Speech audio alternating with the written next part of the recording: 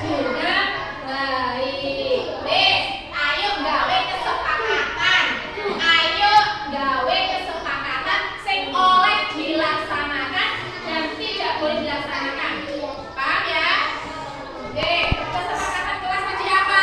Sesuatu yang diyakini untuk dijalankan bersama. Bicara bisa didengarkan. Kenapa kamu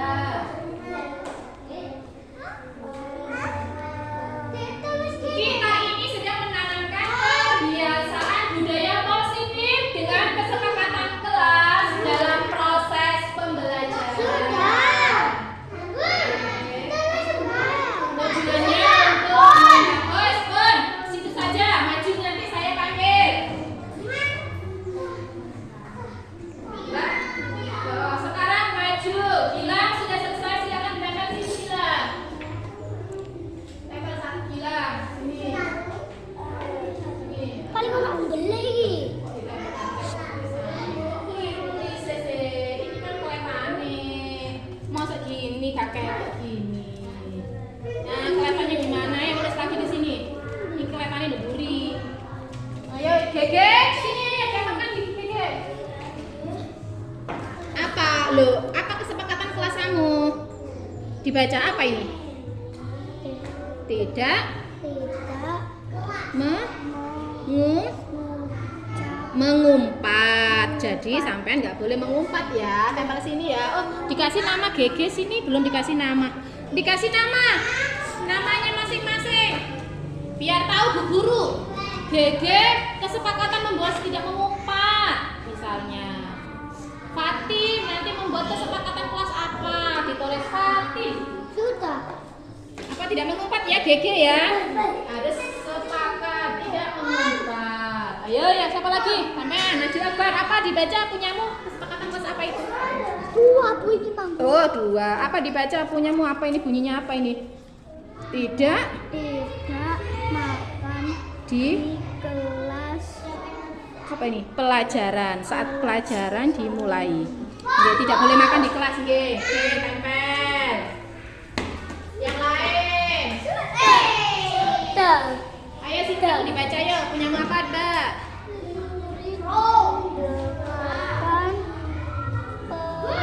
Penjelasan guru. Iya, tempel sini, Mas. Sini, tempel. Oke, gampang lu nempelnya. Oke. Tempel yang rapi. Oke.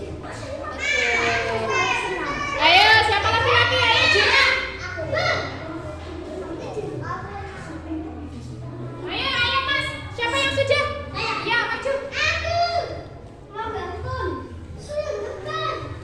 Ditempel sini, kesepakatannya kelas. Oke, sudah dikasih nama. Dena, keliru nak, oleh gawe nak, kelete di sini lo keletnya. Nulis lagi di sini. Ayo Fatim. Fatim, salsa. Tempel atas sini, atas. Gitu. Fatim. Ayo Mbak Salsa. Iya, begitu. Mbak Salsa, tempel sini ya.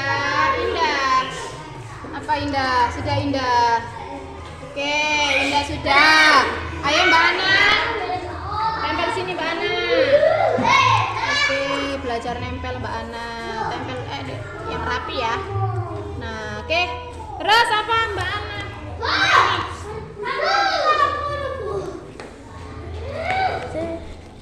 Kita ojo. Oke, yang lain. Ayo yang sudah. Saya itu belum ditempel teman. Ayo ditempel. Juna, ditempel Juna. Oke, Pun. Sepon.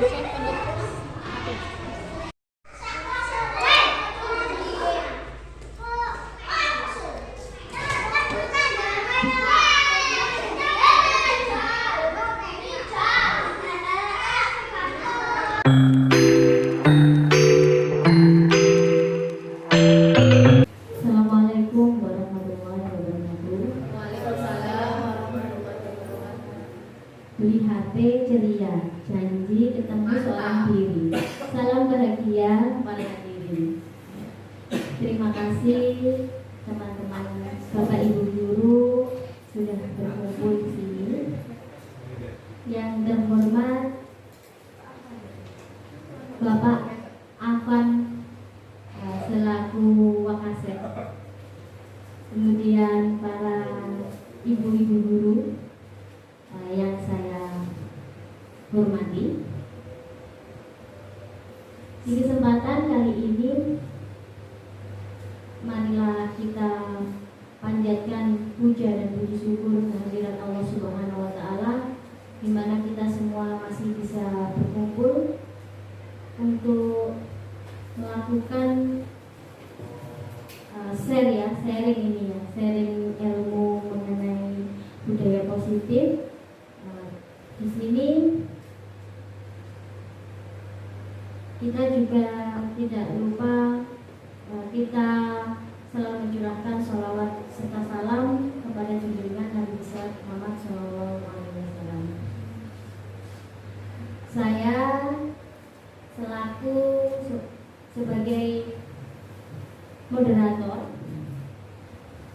di sini akan membacakan beberapa susunan acara, yaitu satu acara pembukaan, kemudian yang kedua sambutan Bapak Wakasek, kemudian presentasi oleh Ibu Sri Andarini, kemudian ada sesi tanya jawab, kemudian kesimpulan dan penutup. Nah, sekarang langsung saja kita buka bersama-sama dengan bacaan basmalah. Terima kasih, semoga bisa berjalan dengan lancar acara pengimbasan mengenai budaya positif. Di sini kami hanya ingin sharing ilmu saja, tidak bermaksud untuk menggurui Bapak Ibu guru, hanya sharing ilmu saja. Dan kami juga perlu beberapa masukan dari teman-teman Bapak Ibu guru. Nah, oleh sebab itu dengan hormat saya sampaikan untuk pemberi sambutan, yaitu Bapak Wakasek, Bapak Akan.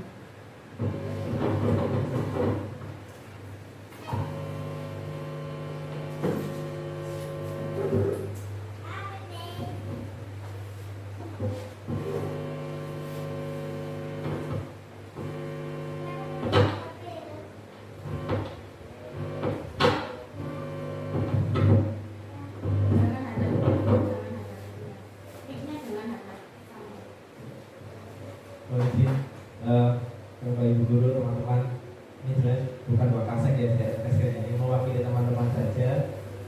Jadi siang hari ini salah satu teman kita, Bu Sri Andari ini melakukan pembahasan sharing mengenai budaya positif terkait dengan kegiatan CDB atau calon guru penggerak angkatan 7. Jadi mari kita ikuti apa yang belum kita terima, ilmunya yang selama ini belum kita dapat bisa diambil atau bisa ditanyakan ke ibu pemateri.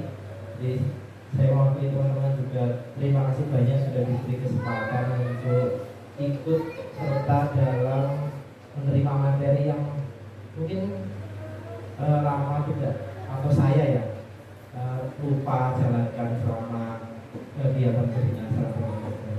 Mungkin itu dari saya, kurang lebihnya mohon maaf. Saya kembalikan ke moderator. Ya. Terima kasih masukannya Bapak Aman.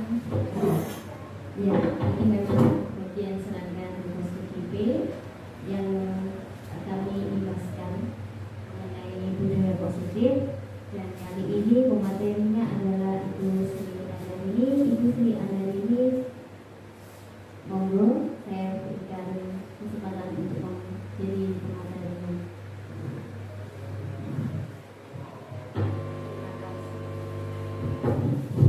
Terima kasih Bu. Assalamualaikum warahmatullahi wabarakatuh. Bapak Ibu, mari kita speaking dulu ya. Monggo berdiri biar nggak tegang.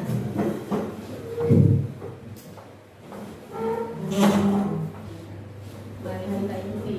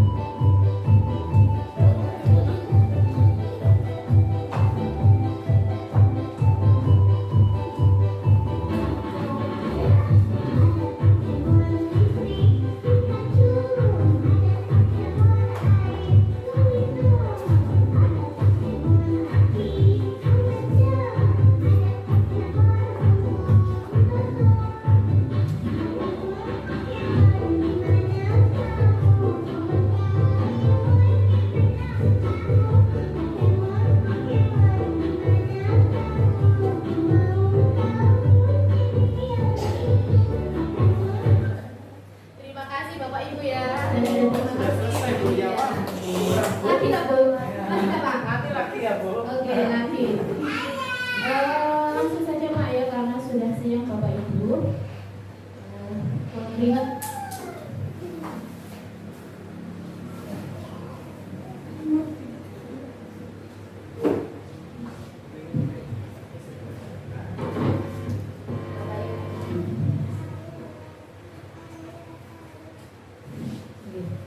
Bapak Ibu, maaf, hari ini saya akan melakukan aksi nyata saya pemimbasan budaya positif, yaitu modul 1.4. Sebelumnya saya mau tanya Bapak Ibu, budaya itu mau apa sih?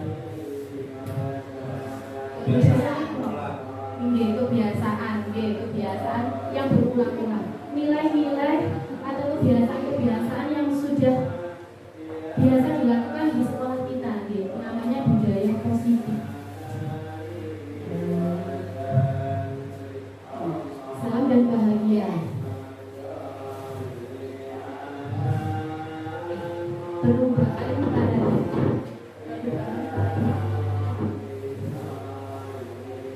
Filosofi pendidikan Ki Hajar Dewantara. Menurut Bapak Pendidikan Ki Hajar Dewantara, yang pertama adalah murid bukan tabula rasa. Maksudnya paham tabula rasa ini adalah teori Bapak Ibu yang muncul di Barat. Teori ini menceritakan bahwa murid itu ibarat kertas putih. Ini makanya murid bukan tabula rasa. Kalau di Barat, murid itu adalah kertas putih yang bisa kita kasih warna sesuka kita. Nah, menurut filosofi Ki Hajar Dewantara, murid kita sebagai guru yaitu menebalkan garis-garis halus tersebut. Jadi anak terlahir sudah ada bakatnya masing-masing. Jadi kita tinggal menebali garis-garis tersebut. Makanya menurut Ki Hajar Dewantara, murid bukan tabula rasa. Filosofi yang kedua yaitu semua anak terlahir dengan bakatnya masing-masing atau unik. Kemudian budi pekerti, tugas guru menuntut bakat tersebut agar anak tumbuh dengan selamat dan bahagia. Guru ibarat petani, anak ibarat biji jagung, kodrat alam dan kodrat zaman. Nah, yang dimaksud dengan kodrat alam dan kodrat zaman, kodrat alam ini adalah anak ini tumbuh dan berkembang di mana. Kalau anak ini tumbuhnya di kota, berarti ya kodratnya kita masukkan materi-materi yang ada di lingkungan kota itu. Dan sedangkan kodrat zaman, ini zamannya teknologi yang canggih Bapak Ibu, kita bisa memasukkan teknologi-teknologi di dalam pembelajaran, misalnya pembelajaran pakai wordball lewat HP, gitu Bapak Ibu, dan bisa pakai LCD seperti ini di dalam kelas. Ini kodrat zaman sekarang. Dan pembelajaran itu berpihak pada anak. Perubahan paradigma untuk membangun budaya yang positif, sekolah perlu menyediakan lingkungan yang positif, aman, dan nyaman agar murid-murid mampu berpikir, bertindak, dan bersikap dengan merdeka, mandiri, dan bertanggung jawab. Lazimnya di sini dikaitkan dengan kontrol. Dalam hal ini kontrol guru dalam menghadapi murid. Perubahan paradigma teori kontrol. Menurut ini paparan Dr. William Glasser dalam kontrol teori untuk meluruskan miskonsepsi tentang kontrol. Yang pertama, ilusi guru mengontrol murid. Pada dasarnya kita tidak dapat memaksa murid untuk berbuat sesuatu jikalau murid tersebut memilih untuk tidak melakukannya, walaupun tampaknya guru sedang mengontrol perilaku murid. Hal demikian terjadi karena murid sedang mengizinkan dirinya untuk dikontrol guru. Ilusi yang kedua, perubahan teori kontrol yang kedua, ilusi bahwa kritik dan membuat orang merasa bersalah dapat menguatkan karakter. Yang ketiga, ilusi bahwa semua penguatan positif efektif dan bermanfaat. Di sini maksudnya penguatan positif atau bujukan adalah bentuk-bentuk kontrol. Segala usaha untuk mempengaruhi murid agar suatu perilaku tersebut adalah suatu usaha untuk mengontrol murid tersebut. Dalam jangka waktu tertentu, kemungkinan murid tersebut akan menyadarinya. Yang selanjutnya, ilusi bahwa orang dewasa memiliki hak untuk memaksa. Banyak orang dewasa yang percaya bahwa mereka memiliki tanggung jawab untuk membuat murid-muridnya berbuat hal-hal tertentu. Apapun yang dilakukan dapat diterima selama ada sebuah kemajuan berdasarkan bahwa perilaku memaksa tidak akan efektif untuk jangka panjang dan sebuah hubungan permusuhan akan terbentuk. Nah, perubahan paradigma stimulus respon ke teori kontrol. Bisakah kita mengontrol seseorang, Bapak Ibu? Nah, yang pertama stimulus respon dan teori kontrol, kita mencoba mengubah orang agar berpandangan sama dengan kita. Nah, teori kontrol kita berusaha memahami pandangan orang lain tentang dunia. Yang kedua, perilaku buruk dilihat sebagai suatu kesalahan. Teori kontrolnya, semua perilaku memiliki tujuan. Stimulus yang ketiga, orang lain bisa mengontrol saya. Teori kontrolnya hanya Anda yang bisa mengontrol diri Anda. Pemaksaan ada pada saat bujukan gagal. Kolaborasi dan kesepakatan menciptakan pilihan-pilihan baru. Stimulusnya yang terakhir, model berpikir menang kalah. Teori kontrolnya, model berpikir menang-menang.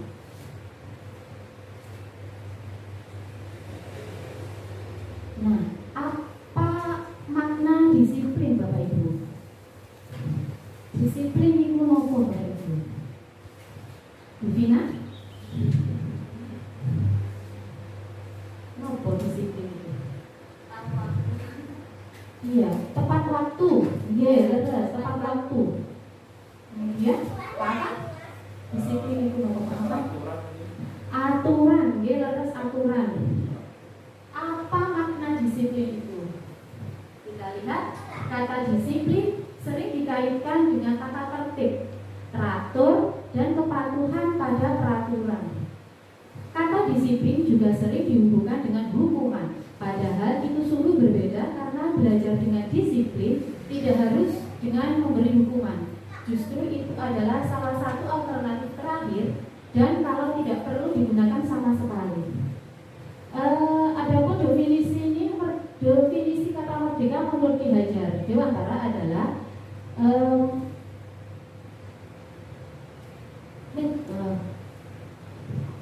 bahwa untuk mencapai kemerdekaan atau dalam konteks pendidikan kita saat ini, untuk menciptakan murid yang merdeka, syarat utamanya adalah harus ada disiplin yang kuat. Disiplin yang dimaksud adalah disiplin diri yang memiliki motivasi internal, bukan motivasi eksternal. Internal di sini yaitu disiplin dimulai dalam hatinya sendiri. Kita sadarkan murid kita bahwa disiplin itu penting, disiplin itu bermanfaat untuk dirinya sendiri demi kemajuan anak tersebut. Ki Hajar Dewantara menyatakan bahwa untuk mencapai kemerdekaan atau dalam konteks pendidikan saat ini dan untuk menciptakan murid yang merdeka, syarat utamanya adalah harus ada disiplin yang kuat. Lanjut, teori motivasi perilaku manusia. 1. Untuk menghindari ketidaknyamanan atau hukuman. Biasanya anak-anak ini menghindari hukuman, Bapak Ibu. Saya tidak mengerjakan PR. Misalnya ada PR, saya harus mengerjakan supaya besok saya tidak dihukum. Nah, itu termasuk motivasi internal. Motivasi eksternal. Salah, Bapak Ibu. Karena takut dihukum besoknya. Yang kedua, untuk mendapat imbalan dari orang lain. Misalnya tadi ada PR. Saya harus mengerjakan PR, besok saya dapat hadiah dari Budika. Nah, itu termasuk juga motivasi eksternal, bukan motivasi dari dalam dirinya internal. Yang ketiga, untuk menghargai diri sendiri menjadi insan sesuai harapan kita. Nah, contohnya tadi ada PR. Saya harus mengerjakan PR ini supaya saya mengerti pelajaran ini. Nah, itu termasuk motivasi internal. Nah, budaya positif ini kita lakukan dari hal terkecil, Bapak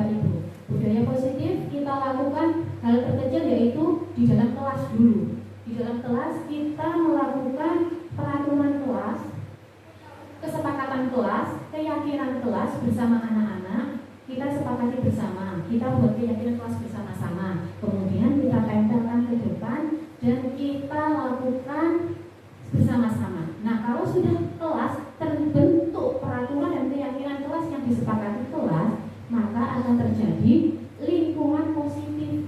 Lingkungan positif yang ada di kelas itu dan menjadi budaya positif, kegiatan atau nilai-nilai yang kebiasaan-kebiasaan yang terjadi di lingkungan kita itu termasuk sudah budaya. Jadi budaya positif kita lakukan dari hal terkecil dulu, Bu, dari dalam kelas. Keyakinan kelas, hukuman dan penghargaan. Mengapa tidak peraturan saja? Kok mengapa harus keyakinan kelas? Mengapa Bapak Ibu tidak peraturan tapi kita harus pakai keyakinan kelas? Mengapa Bapak Ibu? Kok tidak peraturan saja kita pakai keyakinan kelas?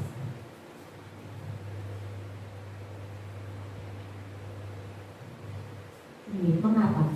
Peraturan itu kayaknya keras atau hanya peraturan-peraturan saja yang sifatnya kaku, Bu, ya. Peraturan itu kaku. Kalau keyakinan itu nilai-nilai yang positif yang sudah kita sepakati. Contohnya, mengapa kita memiliki peraturan harus menggunakan helm bila mengendarai kendaraan roda 2? Mengapa kita memiliki peraturan 3R, menggunakan masker, mencuci tangan, dan menjaga jarak?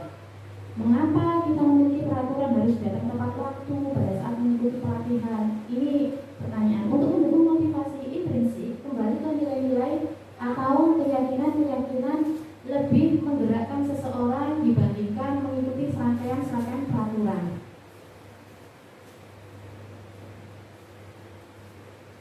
Keyakinan kelas. Nah, ini keyakinan kelas adalah nilai-nilai kebajikan atau prinsip-prinsip universal yang disepakati bersama secara universal, lepas dari latar belakang suku, negara, bahasa maupun agama. Menurut Johnson tahun 98, suatu keyakinan akan lebih memotivasi seseorang dari dalam. Intrinsik seseorang akan lebih bersemangat untuk menjalankan keyakinannya daripada hanya sekedar mengikuti serangkaian peraturan.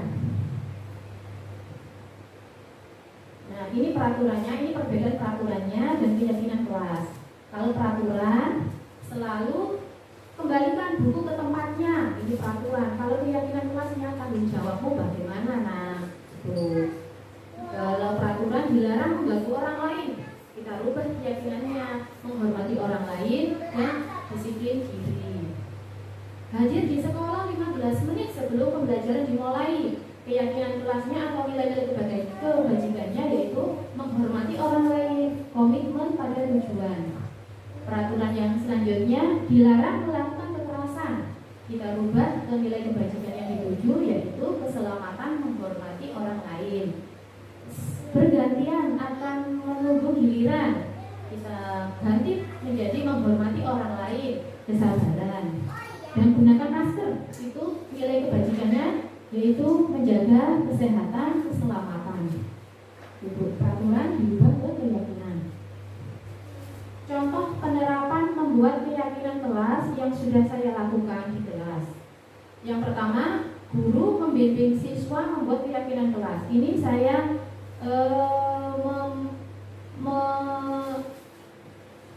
menerangkan bagaimana kita menyepakati keyakinan kelas, apa yang harus kita lakukan dan apa yang tidak boleh dilakukan. Anak-anak saya kasih kertas, saya bagi, saya suruh menulis keyakinan kelas yang kita sepakati selama 1 semester ini. Kemudian kalau sudah ditulis, siswa menulis dan menempelkan di depan. Kemudian guru dan siswa merangkum keyakinan kelas untuk dijadikan kesepakatan kelas. Kemudian anak-anak menandatangani kesepakatan itu. Jadi kalau anak-anak melanggar kesepakatan itu, saya hanya bilang, keyakinan kelasnya kemarin yang ditulis ini, kenapa kau dilanggar? Jadi anak-anak kembali masuk. Anak-anak ramai berkeliaran Bapak Ibu ya. Saya tinggal keyakinan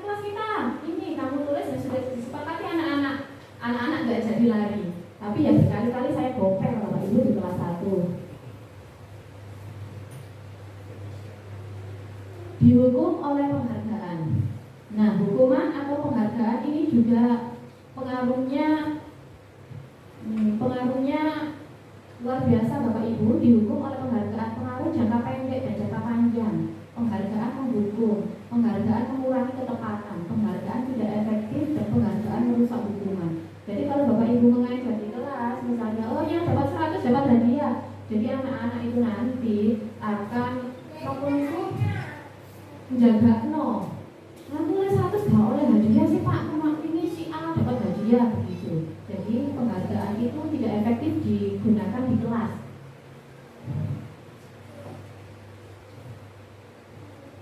Tindakan guru, hukuman atau konsekuensi. Nah, di sini ada tindakan guru Bapak Ibu.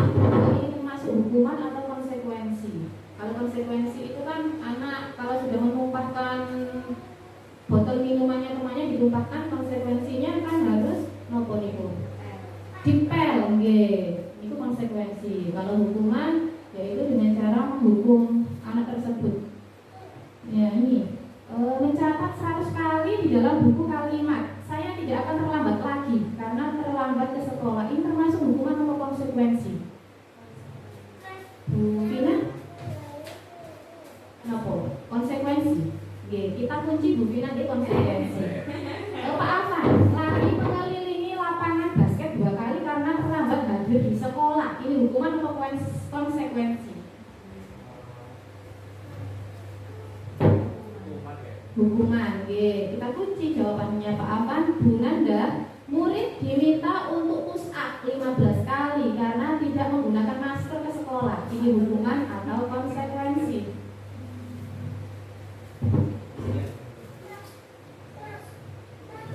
Konsekuensi. Oke, kita kunci.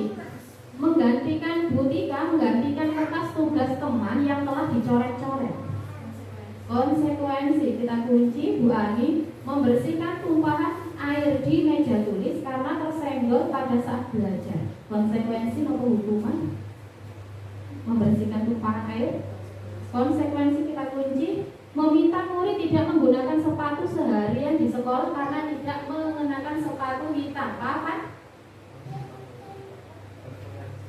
Konsekuensi, kita kunci. Bu Nanda, lari mengelilingi lapangan basket 2 kali karena terlambat 10 menit untuk pelajaran PJOK. Hukuman, kita kunci. Kita lihat jawabannya Bapak Ibu.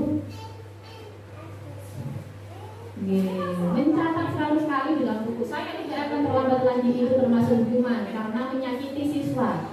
Lari mengelilingi lapangan basket 2 kali karena terlambat hadir di sekolah, itu hukuman Bapak Ibu karena itu menyakiti siswa. Murid diminta untuk push up 15 kali, itu termasuk hukuman. Menggantikan kertas tugas, ini konsekuensi. Maupun disuwekno kancane nggih, konsekuensinya harus mengganti.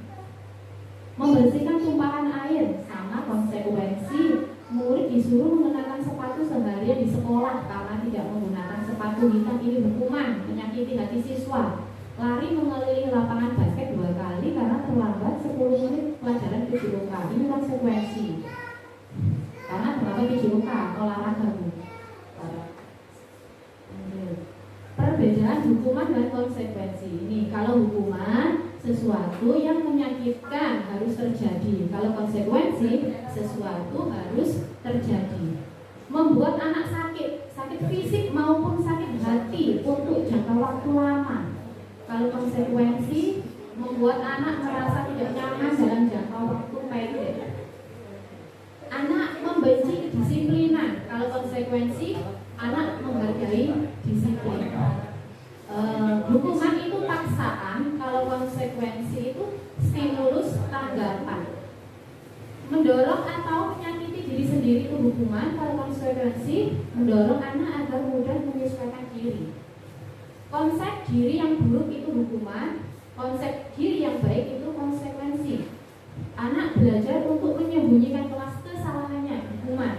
Kalau sering dihukum, lama-lama anak akan belajar berbohong untuk menyembunyikan kesalahannya. Kalau konsekuensi, anak akan belajar untuk mematuhi peraturan. Marah, rasa bersalah, dipermalukan, merasa tak dihargai, itu hukuman. Kalau konsekuensi bilang hak dibuat tidak nyaman, disingkat dengan sementara tempo. Ya singkat. Ibaratnya jadi kita asingkan. Sekarang kita masuk materi selanjutnya, yaitu kebutuhan dasar manusia.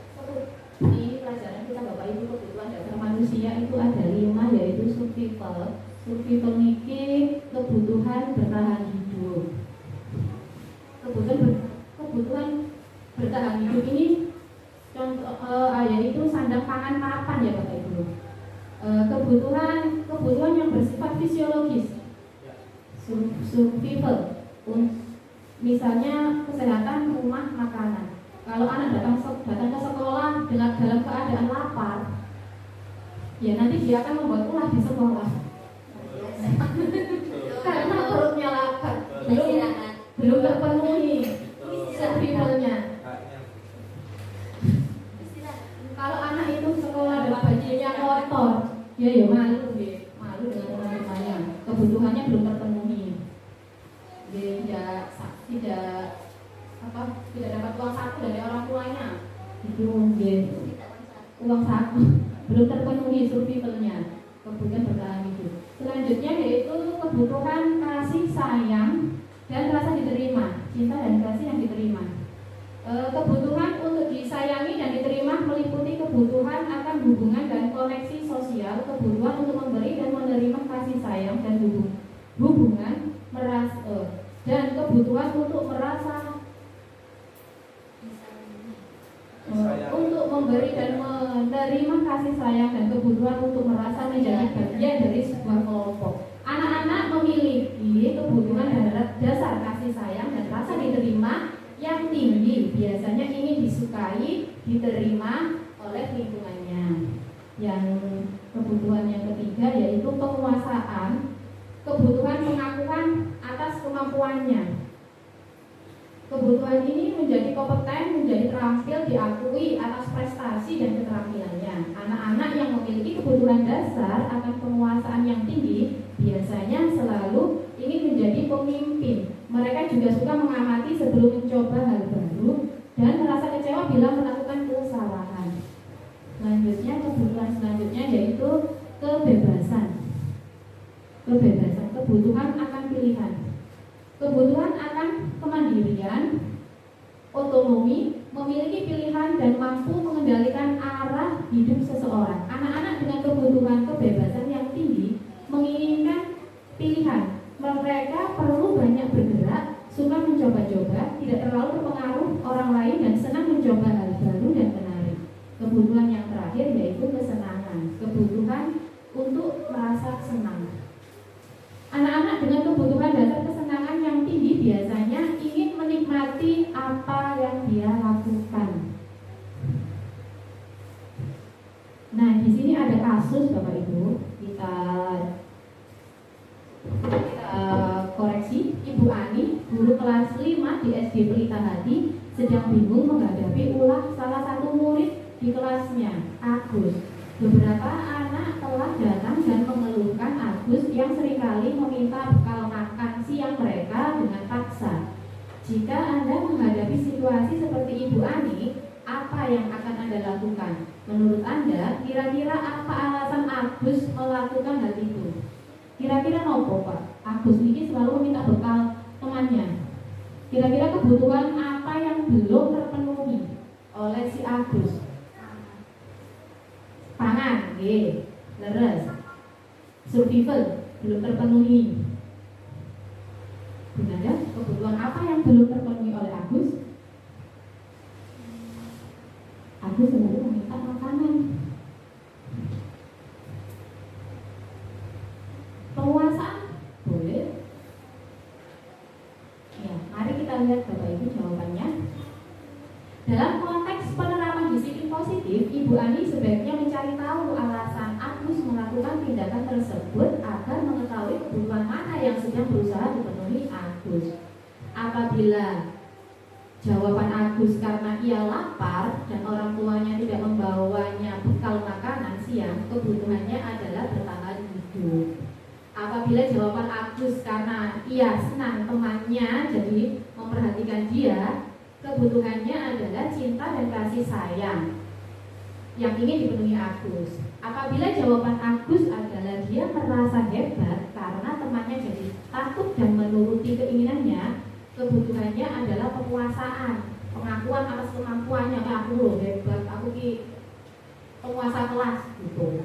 Yang selanjutnya, apabila jawaban Agus karena dia merasa bosan dengan bekal yang dibawakan ibunya karena selalu membawakan bekal yang sama, kebutuhannya adalah kebebasan, kebutuhan akan pilihan. Apabila jawaban Agus adalah karena iseng saja dan dia menikmati ekspresi wajah temannya yang kesal karena diambil makanannya, berarti Agus sedang memenuhi kebutuhannya, yaitu kesenangan. Berarti dia itu senang usil. 5 posisi kontrol. Ada 5 posisi kontrol, yaitu penghukum, pembuat merasa bersalah, teman sebagai teman, pemantau, manajer. Ini posisi kontrol kita sebagai guru. Nah, penghukum ini ciri-cirinya: guru berkata, menghardik, menunjuk-nunjuk, menyakiti, menyindir. Ini adalah ciri-ciri penghukum. Kalau membuat merasa bersalah, berceramah dan mengatakan seharusnya kamu begini, ibu kecewa dengan kamu. Nah, ini adalah guru sedang melakukan pembuat merasa bersalah. Kalau kita sebagai teman, kita akan berbicara begini, menguatkan alasan-alasan untuk muridnya. Ada guru yang sebagai teman, Bapak Ibu ya. Kadang dulu kita pernah melihat guru yang pakai posisi kontrol sebagai teman. Terus sebagai pemantau, guru sebagai pemantau. Guru akan berbuat menghitung dan mengukur. Kalau pemantau itu seperti ini. Misal anak terlambat sekolah, kamu terlambat sudah 5 kali. Itu pemantau. Dengan catatan-catatan yang kita punya, itu pemantau. Kita adalah guru sebagai pemantau. Selanjutnya yaitu posisi kontrol yang tertinggi, yaitu manajer. Guru akan berkata, kalau kita dalam posisi manajer, guru akan berkata, mengajukan pertanyaan-pertanyaan kepada anak yang berbuat salah tadi. Penghukum, hasilnya kita langsung ke hasil, Bapak Ibu. Kalau penghukum hasilnya nanti memberontak, menyalahkan orang lain dan berbohong. Ini hasil dari kalau kita dalam posisi penghukum. Kalau pembuat merasa bersalah, ini akan belajar menyembunyikan, menyangkal, berbohong. Kalau kita dalam posisi teman, hasilnya akan ketergantungan. Anak itu akan menjadi manja dan tergantung. Kalau kita dalam posisi pemantau, anak itu akan menyesuaikan diri bila diawasi. Wah, kamu tidak lupa hafal, aku tak berangkat isu. Tuh hasilnya. Kalau kita dalam posisi manajer, yaitu bisa menguatkan pribadi anak tersebut. Lanjut, 5 posisi kontrol dalam identitas gagal, Bapak Ibu di sini penghukum dan membuat merasa bersalah. Ini termasuk identitas gagal. Identitas berhasil atau sukses ini yaitu guru sebagai teman dan pemantau. Dan identitas berhasil kita menggunakan posisi kontrol sebagai manajer.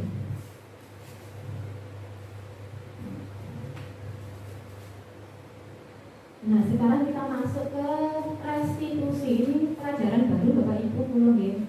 Nembe semerap restitusi niki. Apa itu restitusi? Restitusi adalah proses menciptakan kondisi bagi murid untuk memperbaiki kesalahan mereka sehingga mereka bisa kembali pada kelompok mereka dengan karakter yang lebih kuat. 9 ciri-ciri restitusi. Yang pertama, bukan untuk menebus kesalahan, namun untuk belajar dari kesalahan. 2. Memperbaiki hubungan.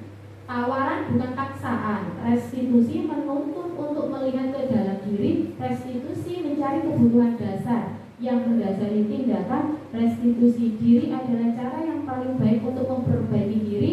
Restitusi fokus pada karakter bukan tindakan. Restitusi fokus pada solusi. Restitusi mengembalikan murid yang berbuat salah pada kelompoknya. Nah,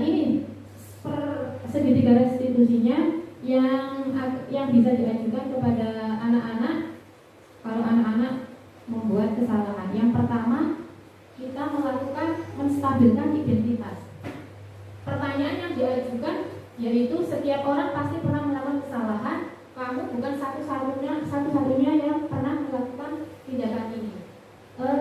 Tindakan penyelesaian yang kedua, ini yang pertama, yang kedua yaitu validasi tindakan yang salah. Pertanyaan kita yang bisa kita ajukan yaitu kamu tentu punya alasan mengapa melakukan itu. Adakah cara yang lebih efektif untuk mendapatkan apa yang kamu butuhkan? Dan yang terakhir yaitu menanyakan keyakinan kepada anak tersebut. Nilai-nilai apa yang telah kita sepakati? Kamu ingin menjadi orang seperti apa? Kemarin Pulau Gesampun melakukan segitiga restitusi. Sekedar kemarin segitiga restitusi ini Bapak Ibu contoh.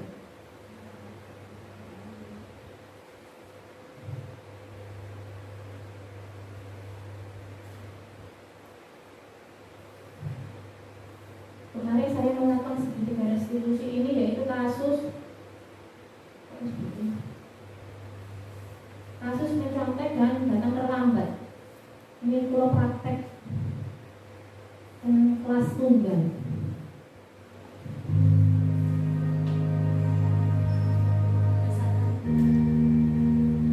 Ini skenario 1 yaitu siswa ini mencontek.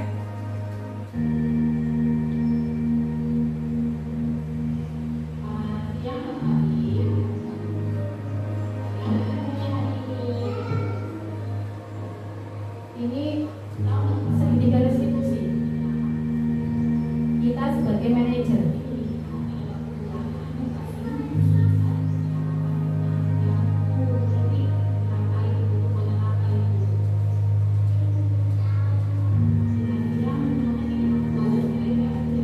Ini menstabilkan identitas.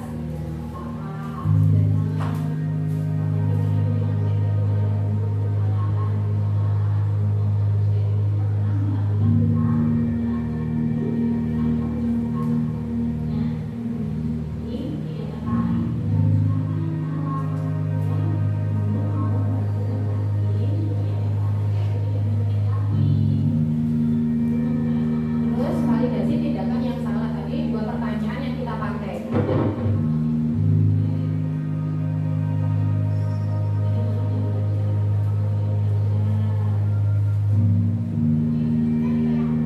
Terus menanyakan keyakinan kepada anak tersebut.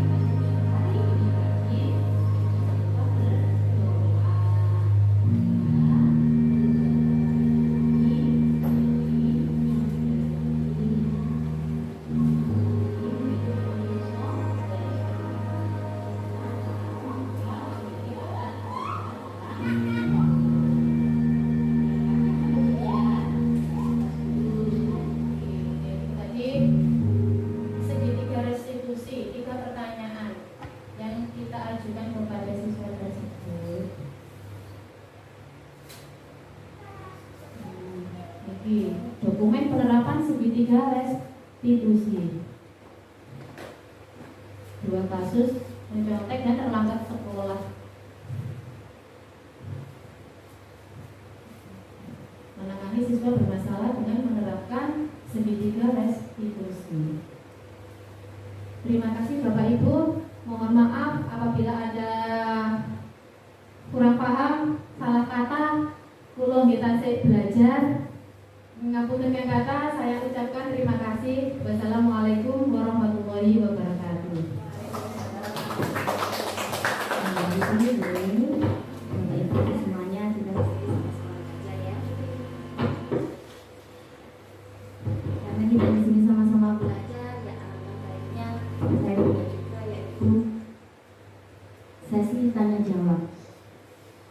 Silakan ada yang mau bertanya, satu pertanyaan langsung dijawab di pelajar begini ya.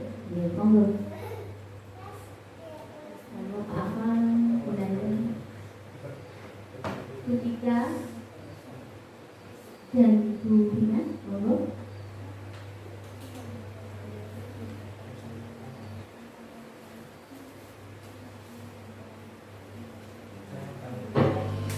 Pak Afan mau tanya.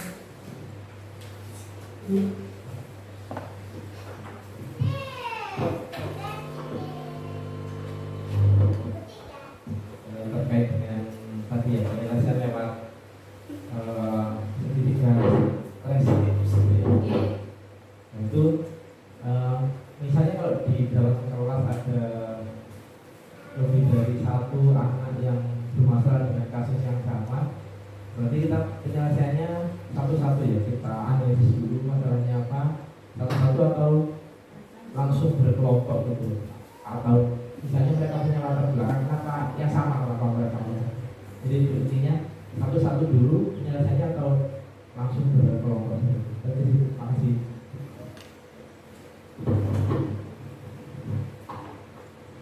Saya ulangi lagi pertanyaannya dari Pak Afan mengenai segitiga restitusi. Ketika di dalam kelas ada anak yang melakukan suatu pelanggaran secara berkelompok, kira-kira itu penyelesaiannya bagaimana? Satu persatu atau secara bersama? Gitu silakan.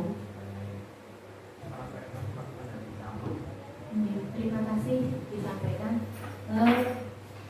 Segitiga restitusi ini kalau ada satu permasalahan di satu Pak yang kita panggil ke kantor, dengan duduk berdua saja dan melakukan pertanyaan-pertanyaan ini, menstabilkan identitas satu-satu Bapak. Kalau ada yang pelanggarannya tidak mengerjakan PR hari ini, jenengan panggil dua mata face to face gitu Pak. Dan melakukan pertanyaan ini menstabilkan identitas. Pertanyaannya ada dua dan bisa dikembangkan sendiri. Setiap orang pasti pernah melakukan kesalahan nak, gitu. Terus tindakan yang kedua yaitu validasi tindakan yang salah.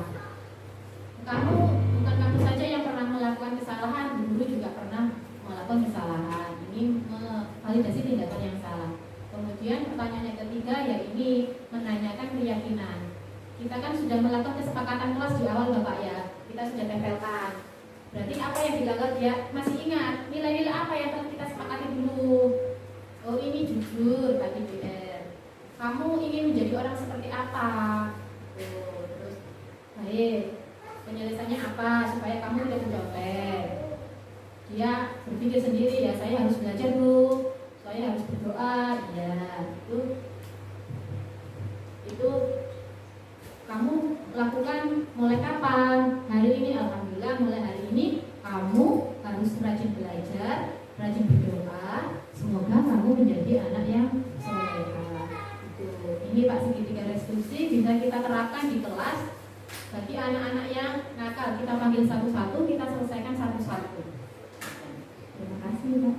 Barangkali Bu Ani bisa menambahkan karena Bu Ani tidak pernah CGP. Terima kasih kalau saya juga dikasih kesempatan untuk memberi tambahan jawaban. Kalau di sini itu segitiga restitusi itu kita itu memposisikan diri kita sebagai manajer dan juga anak-anak itu kita ajari mengerti tanggung jawab dia. Kalau dia melakukan kesalahan, bagi dia sendiri yang bisa merubah dirinya untuk menjadi baik, tidak melakukan kesalahan lagi, semacam itu. Jadi kalau juga di sini yang namanya anak melakukan kesalahan itu kan misalnya ketahuan, dia kan kadang punya rasa malu ya kalau ketemu teman-temannya gitu. Nah di sini kita dengan menerapkan segitiga restitusi memposisikan diri kita sebagai manajer, kita tidak menjadikan dia itu malu dengan dia melakukan kesalahan, tapi dia bertanggung jawab terhadap kesalahan yang dia perbuat tadi. Seandainya itu nanti dikumpulkan bersama-sama dengan teman-teman sekelompok, jelas nanti kan mereka akan sangat malu sekali ya bersama-sama itu. Kadang juga tidak, kadang mereka malah bangga, lu aku perlu salah sama kami, aku punya teman. Ya seperti itu. Jadi memang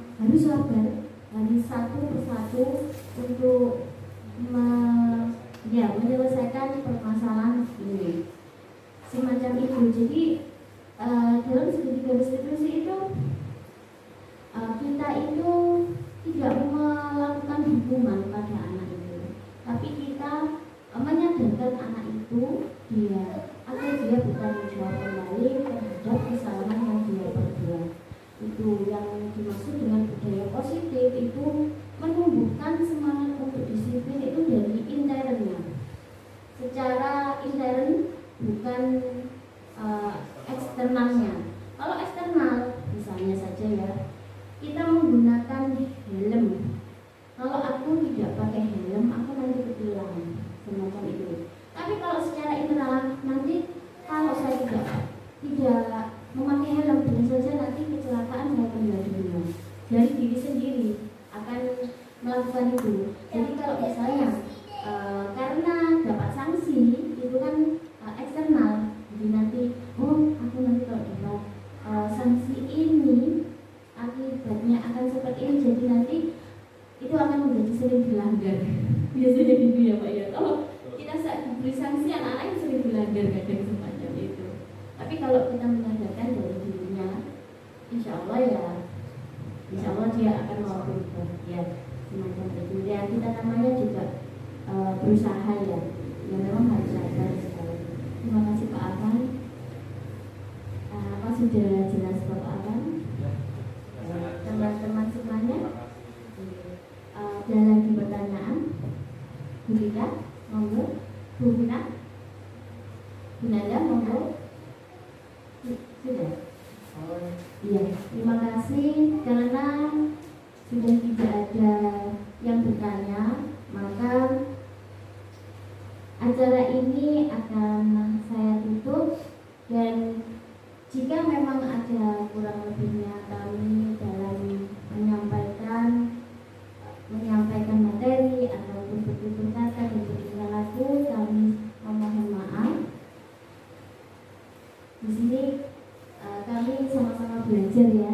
Jadi kami ingin kita menjadi saling mengerti ya, saling sharing, sama-sama bergerak semacam itu. Dan kita tidak ada maksud untuk menggurui, maaf ya sebelumnya. Dan ini teman-teman, dari hasil kesimpulan tadi, sesungguhnya kedisiplinan itu bukanlah suatu hukuman, tapi kedisiplinan itu suatu budaya yang perlu dimunculkan dalam diri anak itu untuk sadar bahwa disiplin itu baik untuk dirinya, untuk melaksanakan nilai-nilai universal yang telah disepakati bersama.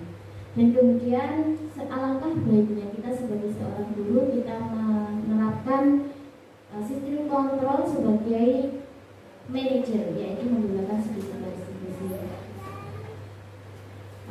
Terima kasih. Makan buah selasi di atas rak. Terima kasih. Sekian dan salam bergerak. Wassalamualaikum warahmatullahi wabarakatuh. Waalaikumsalam warahmatullahi wabarakatuh.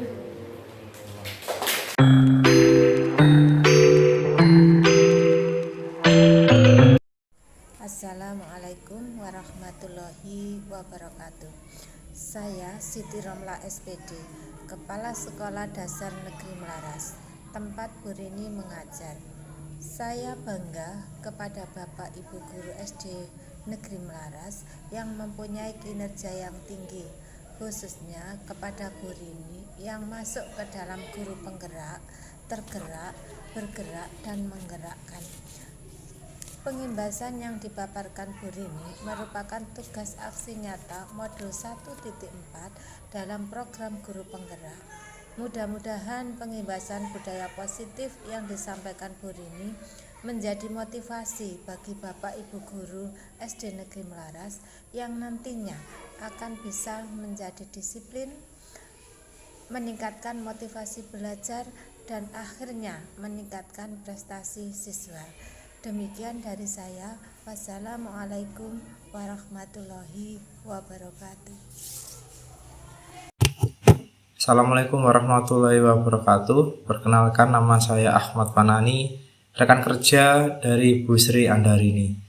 Terkait dengan pengimbasan budaya positif yang sudah dilakukan oleh Bu Sri Andarini, ada beberapa hal yang saya tangkap dari penyampaian beliau. Yang pertama mengenai bagaimana cara menerapkan budaya positif di sekolah, khususnya di kelas. Jadi budaya positif itu bisa dilakukan untuk menimbulkan kesan belajar yang menyenangkan, sekaligus juga bisa memberikan bentuk tanggung jawab terhadap siswa terkait apa yang harus dilakukan atau yang tidak boleh dilakukan saat pembelajaran terkait dengan etika, kedisiplinan dan sebagainya. Materi yang disajikan sudah cukup baik, sangat baik, jelas, ringkas, bahkan itu ilmu baru bagi saya.